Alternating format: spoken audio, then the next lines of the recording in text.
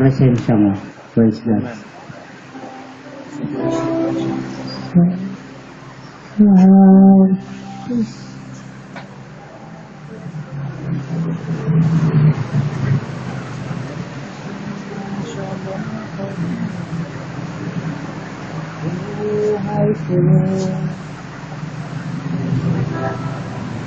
Amen.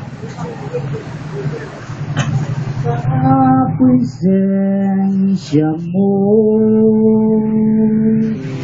buhay na ako. Tunay ngang pangako mo, Panginoon. Diyos kay buti mo, buhay at totoo. Ikaw ang aming paglingap, Panginoon.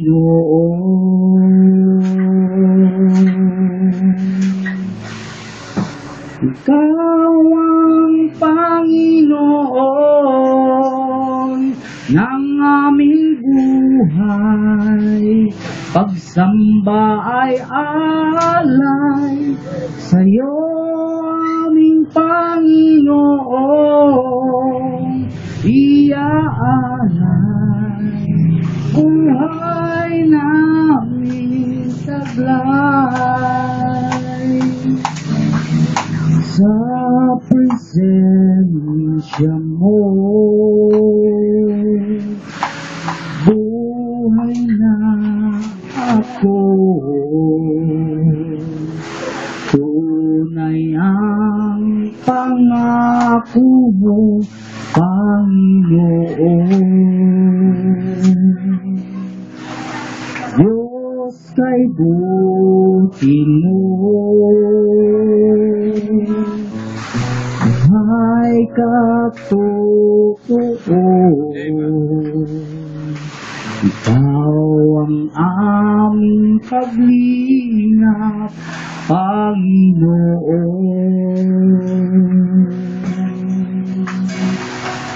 Ikaw ang Panginoon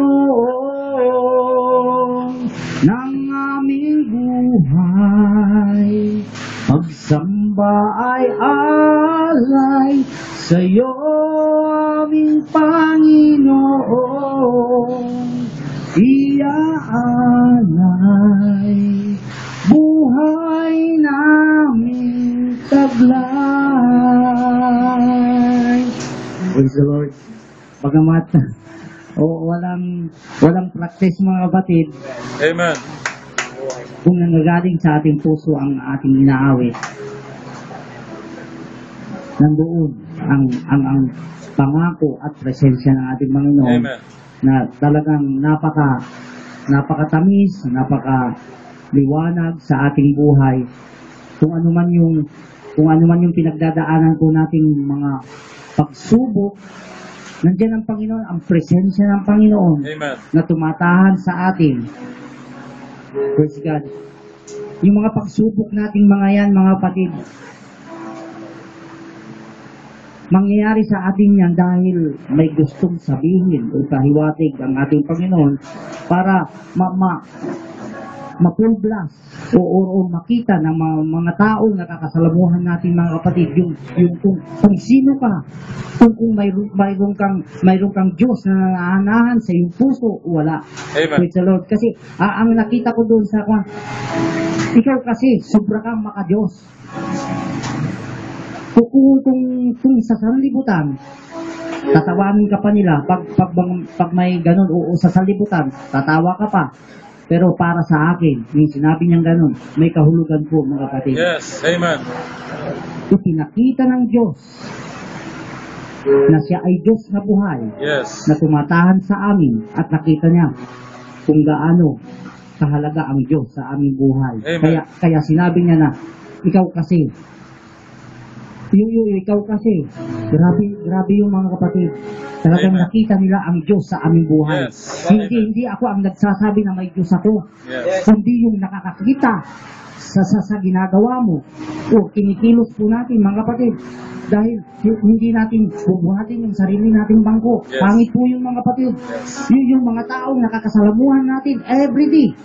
Yun ang magpapatunay na ikaw ay pinanahanan ng Diyos. Yes. Amen. Praise the Lord. Kaya yun ang nakita kong mensahe doon sa sinabi ng yung taong yun. Bagamat napaka-ikli, napaka-short na salita. Pero napakahalaga sa akin yung mga Yes. kapatid. Amen. Kaya, kasi nakita niya ang Diyos na nananahan sa aming buhay. Kaya nasabi po niya ng kanyang mga kapatid. Amen. Praise the Lord. Praise the Lord. Praise God. Amen. Palakpakan po natin ang ating Panginoon dahil siya talaga ang gumagawa sa ating buhay. Kung totoo na ikaw ay gumagawa para sa ating Diyos. Amen. Praise the Lord. Binabalik ko po ang papuri at pasalamat sa ating Panginoon. Amen.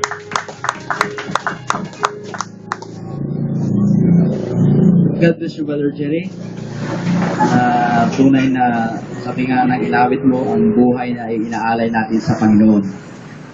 Inaalay natin ang buong buhay natin sa Kanya. Kaya pag inaalay mong buhay mo sa Kanya, siya rin ang nag-iingat sa iyo.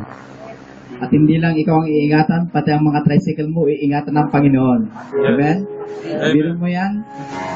Swerte pala yung tricycle mo. So, ibig sabihin mga ari-ari natin, mga swerte yan. Lifesaver. Yes. Swerte lahat yan. Amen? Biro mo, naging lifesaver pa yung tricycle mo. Kaya, buti na lang hindi sinabi ng pulis na, sir, lagi mo lang iharang yung tricycle mo dyan para marami pang buhay na isasalba. So, napakapalad natin mga kapatid. At yun nga, sabi nga ni Brother Jet, sila na rin ang nakakita kung gaano siya, kung ano yung Diyos na kanyang pinaglilingkuran. Amen. Dahil sabi nga, hindi na tayo kailangang magsalita pa Yes. para sabihin natin tayo ay nasa Panginoon, Yes. ay naglilingkod sa Panginoon. Sila na rin ang nakakakita mga kapatid, sila na rin ang nakakapag-judge sa atin. Dahil kung hindi nakita kay Brother Jerry yung bagay, hindi lang sasabihin na ikaw kasi sobra kang makadiyos. Hindi lang sasabihin ikaw kasi makasalanan ka. Di ba? Oo. Yun dapat ang sasabihin, pero hindi. Di ba? Ang sinabi, Amen. ikaw kasi makadiyos ka. Ibig sabihin yung puso mo, maluwag, malambot yung puso mo. Amen. Amen. Pag nasa Panginoon ka talagang malambot ang puso mo. Amen. Gaano man katigas ang puso, gaano ka mang katigas, pag hinipo ka ng Panginoon, ay lalambot ang puso mo, mga kapatid. Amen. Hallelujah. Puri ng Panginoon. Sa napagandang testimony, buhay na testimony, mga kapatid. Amen. Amen. So, napakasarap mapakinggan ang mga bagay na yun, na mayroong mga testimony. Amen. Amen. Hallelujah. So, sino pa? Nagkalag din kami, Sister, nandito siya. Ewan ko kung nakarangkan din, nandito ka. God bless you, Sister Dayan. And si Brother Benji and Brother Alex. God bless you. Puri ng Panginoon. So, nakakatuwa ako, kapatid, na makita-kita tayo. Ay, kalakasan namin yun na makita kayo, mga kapatid. And Brother Ian, God bless you. Amen.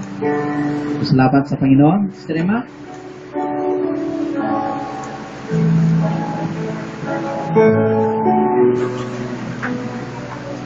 Praise the Lord. Purihin po ang ating Panginoon. Tunay napakadakila ng ating Panginoon. Just be faithful. Amen.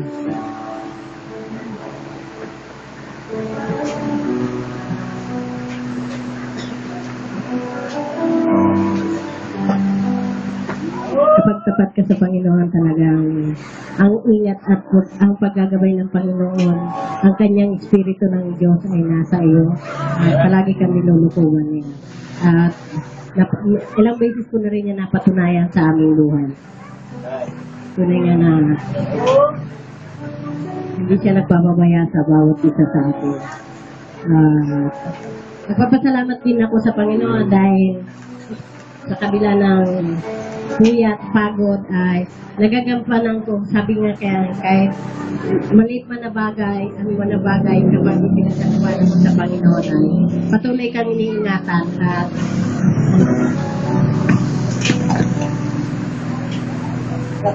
ano mang ginagawa mo na yun ay inalay mo sa Panginoon.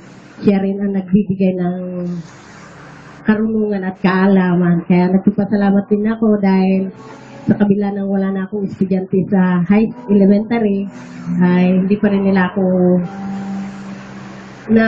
natatawag pa rin nila ako para tumulong sa kanila.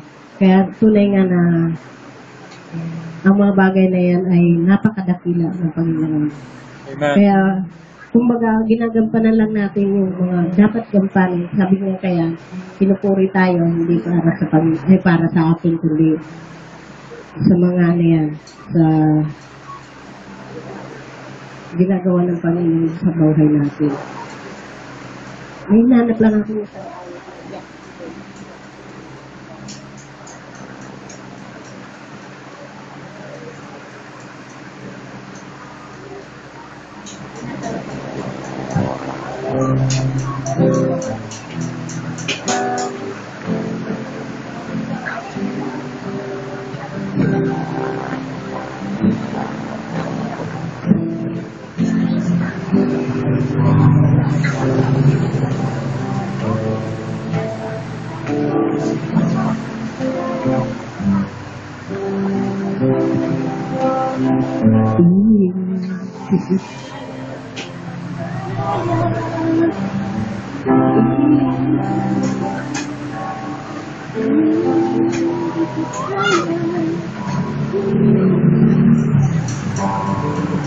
So, So just be faithful, believe this word, and stay with the blessings that you have heard.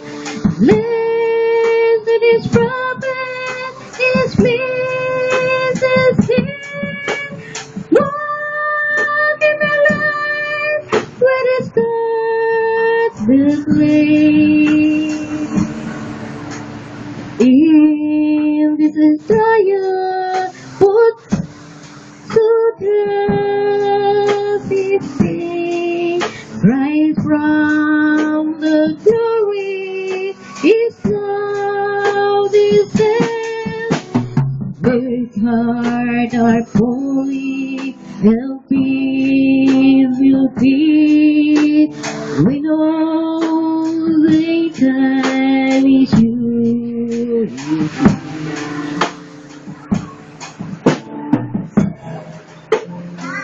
Dali lang po.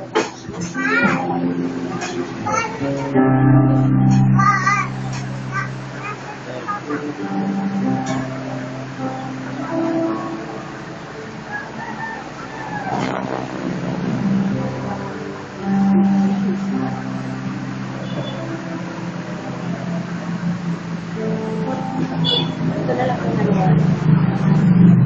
Kapaman yung po ninyo. Na-distract mo. Ito na lang. The greatest way.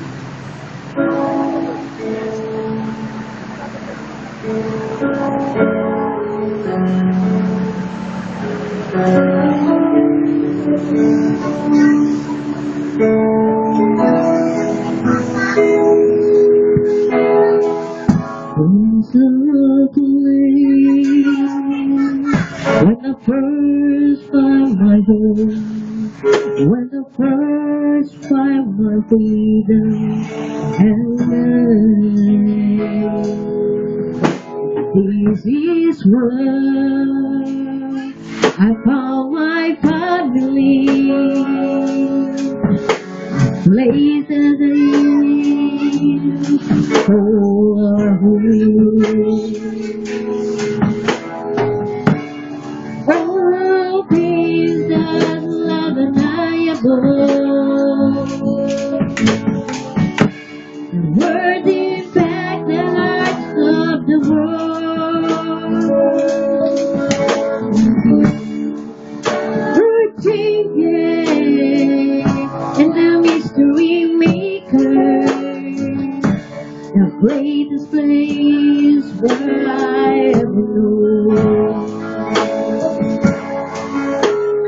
Greatest place I will ever know. There is sadness with a soul full of pain, with a soul full of blue. One big heart as we stand. With his heart that strays open wide, for every broken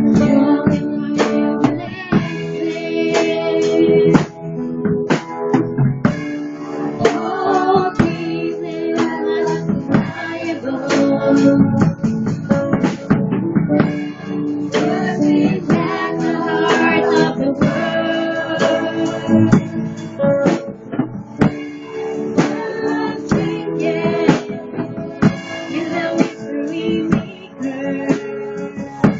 The greatest man that I ever knew. Greatest man that I ever knew.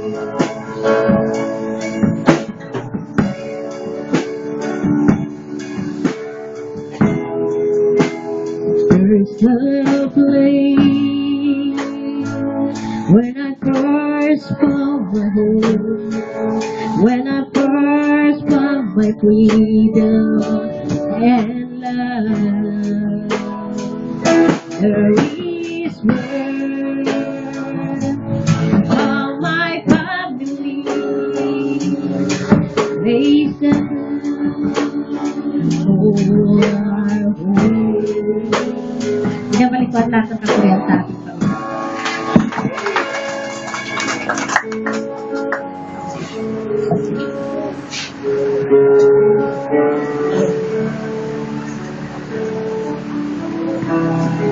God bless you, Sister Emma. Ano ng Panginoon. So, sino pa po mga kapatid?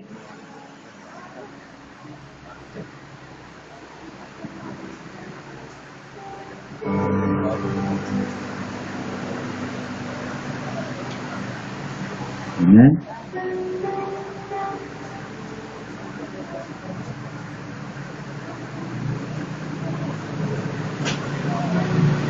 So, kung wala na po kapatid, ay bago ko po ibigay sa ating pastor, umaadyo na sa awit, Panginoon.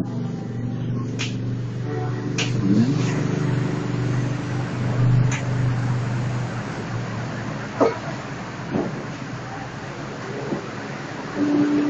Awitin po natin yung awit na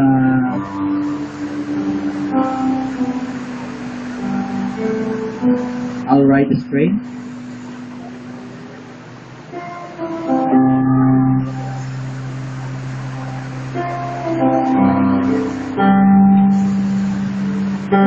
Tumayo po tayong lahat mga kapatid.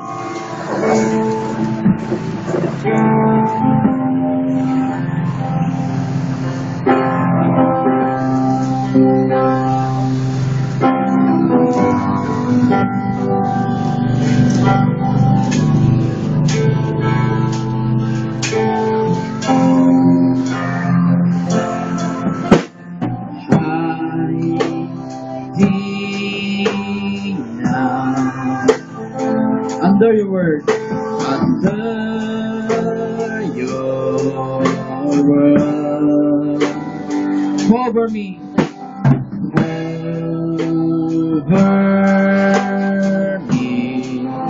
within the pyramid, within the pyramid. When the message comes, the lion's roar. I will ride this train, in this third pool. Jesus, you are King. Jesus, you are King. This third coming. Now are you done within your word? She is him. Pastor, let's go.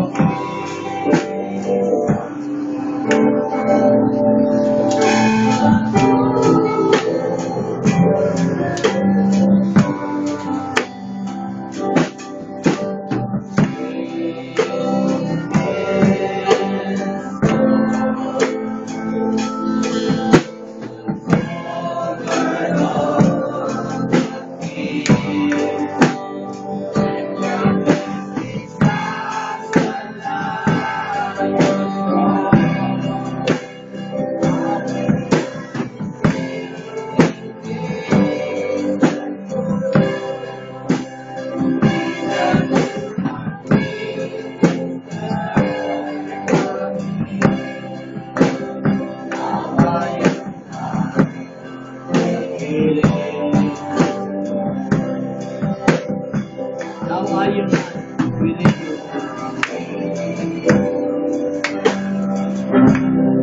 Amen. Tuloy ng ating Panginoon.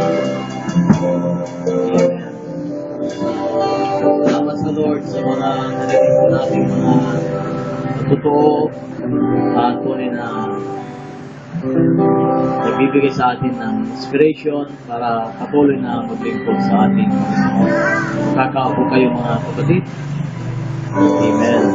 Puri ng ating Panginoon. Salamat kay Lord. Siya ang nagbigay sa atin sa umagang ito na makadalo sa kanyang gawain. At tunay na lahat ng mga bagay nito ay patnubay ng ating Panginoon. Ito'y kanyang itinalaga para sa bawat isa sa atin sa araw na ito sa kanyang banal na gawain. So, binabati po kayo sa pangalan ng ating Panginoon. Namiss natin ang ilang mga rin po natin at binabati ko sila sa umagang ito kay Sister Diane. God bless Sister Diane. Amen. At kami ay, lahat tayo ay nagagalak na patuloy na nagkakasama sa gawain ng ating Panginoon. Kay Brother Benji, kay Brother Alex. Amen. At si Brother Ian din. Salamat sa ating Panginoon. At tunay na ang pagkatawag at pagpili sa atin, Lord, ay hindi po natin yan matatanggihan. At hindi natin ito pagsisisihan. Amen. Kila Brother Jerry, Sister Merly, God bless. At kay Brother Robert. Amen. Yung kasama po nila, si Brother Robert, at kami nagagalak na patuloy kang nandito rin at bahagi sa gawain ng ating Panginoon at purihin ang Lord sapagkat ang mga bagay na ito na ginagawa natin ay hindi nasasayang. Lagi kong nasasabi, yung maikling oras na sinasacrifice, ibinibigay, inilalaan natin kay Lord ay sinuklian niya ng buhay na walang hanggan. At maliban doon sa buhay na walang hanggan, ay yung tinatawag na everlasting life. Yung binigyan tayo ng mahabang buhay. Yan ang benefits o yan yung tinatawag na pakinabang natin nung tayo ay tumanggap sa ating Panginoon. Nung tinanggap natin siya bilang Lord and Savior sa buhay natin, naranasan natin yung pagliligtas sa atin ng ating Panginoon at ang isang bagay na binigay niya sa atin sa salvation ay binigyan tayo ng mahabang buhay. At siyempre, yung kanyang itinalaga sa atin na buhay na walang hanggan. Amen. Purihin ang ating Panginoon. Ilang mga announcement. So this coming September 3, muli magkakaroon po kami ng ministers meeting at doon kila Brother Jones, Brother Mar muli gaganapin sa Moncada, Tarlac. At Brother Jones, kung meron na kayong pagkakataon na malaman natin yung upuan, yung ibang mga musical instrument para this coming Thursday, mapag-usapan natin at may prepare po natin dahil this coming September 13 ay magkakaroon po tayo ng joint fellowship Northern at Central Luzon. Doon po sa Moncada, isang school doon at Sunday, pupunta po tayo doon at ilang siguro the following Sundays, pagpasok ng September, pag-usapan po natin ang mga bagay na dapat po nating gawin. At isang bagay doon sa joint fellowship ay kanya-kanya po tayong baon. Yan, kikibig po tayo doon at yun ang isang bagay na pwede po nating i-prepare para sa ating sarili. And then, yung nabanggit kanina ni Sister Dasing patungkol kay Nanay Nursing, Sister Nursing, na lagi pong nakakadaduli doon nung tayo ay nasa Central School.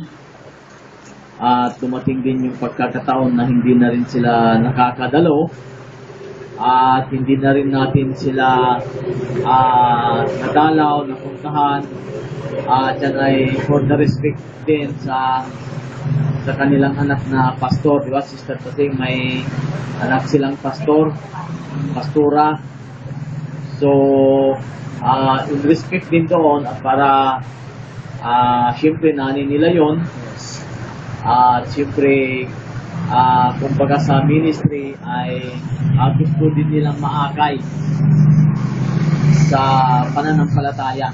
Amen. Kaya para hindi na po sila parang masyadong mag-isip at saka medyo tumatanda na rin sila ng mga panahong yon. So, it is the Lord ang gumawa ng lahat ng mga bagay na yan. All things work together for good. At alam po natin na ang kanilang kalagayan ay bahagi rin yung kanilang pagtahak, preparasyon dito sa mundong ito para sa tinatawag na buhay na walang hanggan. Sapagkat alam po natin sa kapahayagan ng mensahe na binigay ni Lord sa atin ay binigyan tayo ng malinaw na pagkaunawa patungkol sa eternal na pinagkaloob ni Lord sa atin. At yung eternal na yon ay hindi lamang para sa kung kanino man, but ito ay isang unconditional na ipinigay ni Lord sa lahat ng kanyang nilalang.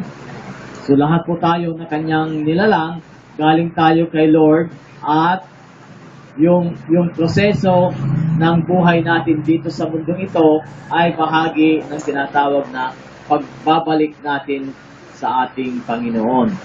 So lahat ng mga experience po natin, negative o kaya positive, lahat ng mga bagay na yan ay process ni Lord para sa paglalakbay natin, pabalik sa pinanggalingan natin, sa ating physical na katawan, galing tayo sa alabok, babalik tayo sa alabok, at sa ating spiritual na kalagayan, galing tayo kay God, at babalik tayo kay God, at doon magpapatuloy tayo sa tinatawag na buhay na walang hanggan.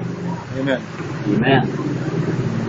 And then, noong pong nakaraang araw, I think Thursday, pupunta kami sa San Carlos, Pangasinan Doctors Hospital dahil doon na-confine yung anak ni Brother Rani at Sister Merly. Mga Lunes pa sila nandoon at inoobserbahan yung panganay nilang anak na si Ramir at mayroon po siyang dinaramdam sa kanyang physical, parang bronchopneumonia at medyo parang may enlargement sa puso. So isama natin sila sa ating panalangin at sabi ni Sister Merly kung hindi na siya lalagnatin, ay pwede na rin silang makalabas. So, hindi po natin alam, pagkatapos na nadalaw natin nung last Thursday, ay hindi pa natin, wala pa tayong balita. So, patuloy po natin ipapray na si Lord ang magbigay kay Ramir ng complete healing at pagkatapos, may provide ang financial nilang pangangailangan, pambayad sa hospital at iba pang mga bagay na dapat nilang bayaran patungkol doon sa pagpapa-hospital sa kanilang anak. So, after service, pagkatapos na makaligpit po tayo, makapananghalian, ay pupunta po tayo sa kila Sister Nursing. Depende po sa mapag-usapan natin mamaya at kung sino po yung makakasama. So, pupuntahan din po natin dahil hindi pa rin natin siya nadalaw din, napuntahan. So, all things work together for good according to His purpose. Lagi nating sinasama sa lahat ng mga bagay na yan dahil may mga bagay na gusto nating gawin At kapag hindi niloloob ng Panginoon, ay hindi rin nangyayari sa atin yung mga bagay na yon. So katulad ni Brother Brandy, all things work together for good, may takdang araw, at sa mga panahon yon, hindi yun ang will ng ating Panginoon. So alam natin, lahat ay nagkakalaki para sa ikabubuti ng bawat isa sa atin. Amen. Maalala ko din yung mga testimony ni Brother Jerry. Lagi siyang nagpapatutuo dito patungkol sa, kung inyong mapapansin, ay patungkol sa tinatawag na Malakay 3. Diba yung Malakay 3:10, yung pagbibigay. Kapag tayo ay naging matapat doon, sabi ng Bible, iingatan tayo ng Panginoon, ang ating mga tinatangkilik, na yung mga tinatangkilik na yan ay siya rin ang nagbigay sa lahat ng mga bagay na yan. Ginawa niya tayong caretaker, business, mga kung ano man yung mga material blessings na binigay ni Lord sa atin. Lahat ng yan ay galing sa ating Panginoon, at yan ay tinatawag na pagpapahayag niya sa tinatawag na practical application sa kanyang mga salita. Amen. Yan ang salita ng Lord sa atin, it will come to pass. Hindi ito napapako, sabi ng Bible, but in due season, ang lahat ng mga bagay na yan ay mapupulfill sa buhay ng bawat isa sa atin. Amen. Lalo na yung kanyang mga promises sa bawat isa. So, yung mga patutuo na yon, nakita natin kung ano yung naging outcome. Amen. Yan. Pati yung kanilang tricycle ay ginagamit din ng Panginoon para ma-save o kaya magkaroon ng safety ang ibang mga tao. Amen. Yan ang ministry ngayon na ginagampanan natin ay The server life. sa humanity. Yes. Hindi lang sa kapwa natin mananampalataya, hindi lang sa ating sambahayan, but sa lahat ng tao na nilalang ng ating Panginoon na ito ay magiging bahagi sa tinatawag na buhay ng bawat isa sa atin. Amen. So, dahil sa mga bagay na yon, ay nakapagbigay ito ng tinatawag na dakilang bagay sa buhay nila Brother Jerry, Sister Merly, sa kanilang sambahayan, at tunay na ang Panginoon nakikita ito sa kanila, nakikita sa bawat isa sa atin, at yun ang napaka great message na ipinapakita natin sa sino mang tao na nakakasalamuhan natin. Amen. Kaya patuloy lang tayo, ang isang sikreto dito ay patuloy tayong maging tapat Amen. sa ating Panginoon. Diba, sabi ng awit, alam kong may magagawa ang Diyos. Kung ako'y magtatapat o kung ako'y magiging tapat sa Kanya, maglilingkod, then alam kong may magagawa ang Diyos. Amen. Lagi siyang gumagawa sa atin ng mga magagandang bagay, magagandang testimony kapag tayo ay naging matapat sa ating Panginoon. So yan ang isang sekreto, mga kapatid, na pinaka the best para yung tinatawag na umaani tayo ng mga magagandang bagay, ng mga mabubuting bagay, at yan ay dahil sa katapatan natin sa ating Panginoon. Amen. So, sa oras ding ito ay binabati natin ang isa sa mga anak ni Brother Jerry, si Jennifer. Ngayon ba, Brother Jerry, kahapon nagdaos siya ng kanyang ika-4 na taon. At yan ay si Jennifer, anak ni Brother Jerry, Sister Merly.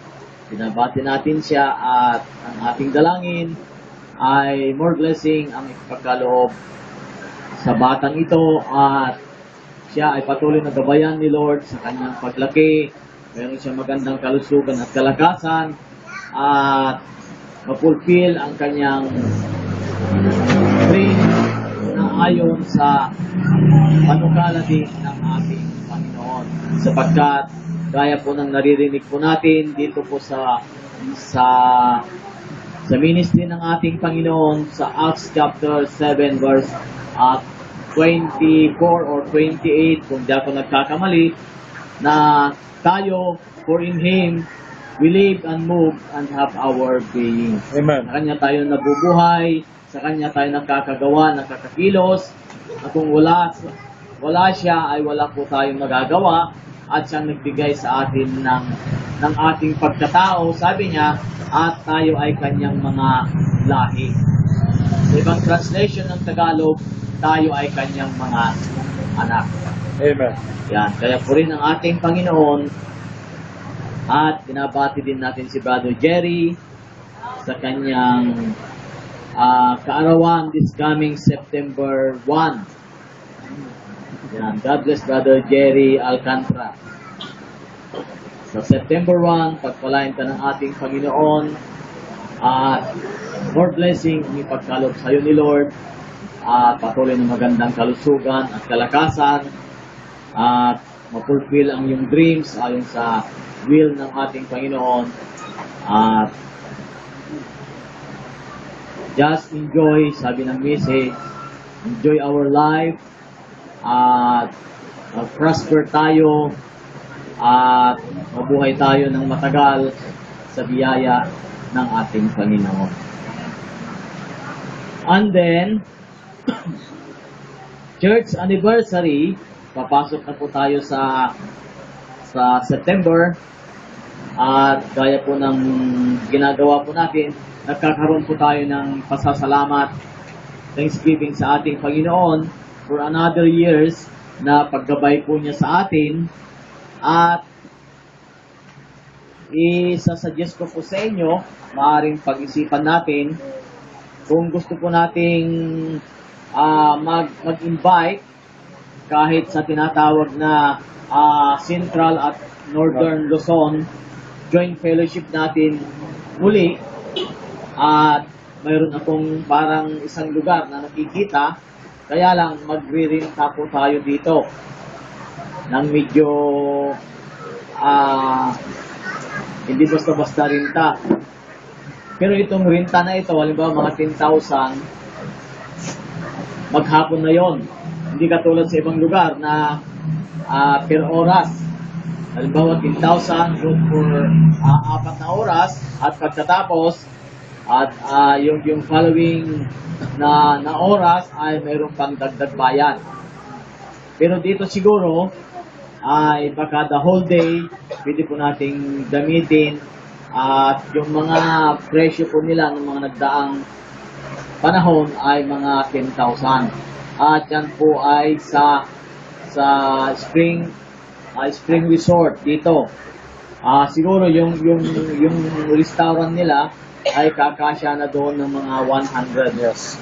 Kasi nung nagkaroon ng dedication sa anak ni Brother Ehler, ang estimate na pumasok ng mga tao ay mga 80. Kasama na yung mga bata. So yung 100 siguro baka papasok po tayo doon at yung bilang natin this coming September 13, Yes. joint fellowship, baka magiging ganun din yung bilang natin. So, more or less, mga 100 to 120 to 150 siguro. At doon po sa binyo na yon, medyo nakikita ko, kakasya na tayo doon. Dahil yun ang isang mas malapit para sa preparation po natin. Halimbawa, magluto tayo dito, dadalhin natin yung mga niluto, malapit lang, dahil dyan lang, banda dyan, sa tabi ng bulwagan ng Katarungan. So, yan ay suggestion, at tayo rin ang magdidesisyon kung kakayanin ba natin yung renta. Siguro, itong week na ito, baka pupunta kami doon at kausapin kung ano talaga yung pinaka presyo, baka nagbago, and then kung ano pa yung mga bagay na dapat malaman natin regarding sa mga upuan at iba pang mga bagay. So, this coming Sunday, baka mapag-usapan po natin yung patungkol sa ating church anniversary o kaya Thanksgiving natin sa ating Panginoon. So tayo po'y dumako sa mensahe ni Lord at basahin natin ang ating Bible sa Romans chapter 9 verse 11. So sa mga brethren po natin, mga kapatid, ay dito lang po tayo sa upuan at magkitik tayo ng salita ng ating Panginoon sapagkat sa buhay natin ang salita ng Diyos, ang pakikinig ng kanyang salita, ito ang pinaka-the best na ginagawa natin sa buhay natin. Dahil sabi ng Bible, faith cometh by hearing, and hearing by the word of God. Nagkaroon tayo ng tunay na pananampalataya nung tayo ay nagbigay ng puwang sa puso natin sa tinatawag na pakikinig ng mensahe ng ating Panginoon. Dahil kung Bible reading lang po tayo, ay hindi ma-fulfill sa atin yung Romans chapter 1. Hindi ako o Romans 10:17. Faith cometh by hearing, and hearing by the word of God.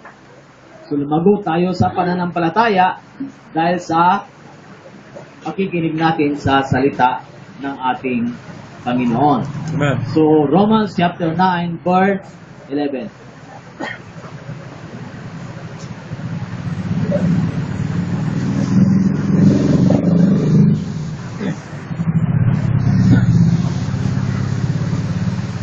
For the children, being not yet born, neither having done any good or evil, that the purpose of God according to election might stand, not of works, but of him that calleth.